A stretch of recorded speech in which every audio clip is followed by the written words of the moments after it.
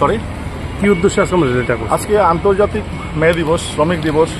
এটা বিগত 2 বছরের কঠোর পরিশ্রমের পর শ্রমিকের যে অধিকার, শ্রমিকরা যে 2 বছর আগে মালিক পক্ষ থেকে বঞ্চিত, নিপীড়িত, তারই আওয়াজের পরিপ্রেক্ষিতে শত শত মানুষের, শত শত শ্রমিকের রক্ত জড়ানো আজকের এই অধিকারের দিন। সেই অধিকারে বলা ছিল 8 ঘন্টা বিনোদন, 8 ঘন্টা কাজ এবং 8 ঘন্টা আমাদের ধর্ম। সেই ক্ষেত্রে দাবিগুলো আজও 2 বছর, 200 বছর, 250 বছর পরও আজও যা মালিক পক্ষ শ্রমিক পক্ষকে, শ্রমিক শ্রেণীকে নানানভাবে নিপীড়িত করা। কিন্তু আমাদের উদ্দেশ্য এটা নয়।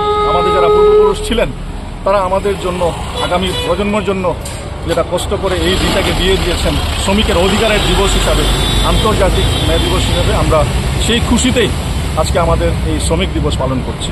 আপনার উদ্যোগটা কি? আমাদের এটা হচ্ছে আমাদের প্রফেশনাল সেলস রিপ্রেজেন্টেটিভ ইউনিয়ন, উত্তর পূর্বাঞ্চলে একটা অনৈতিক রাজনৈতিক সংস্থা, যেটা অরাজনৈতিক সংস্থা, যেটা আপনার শ্রমিক স্বার্থে 40 বছর ধরে কাজ করে আসছে।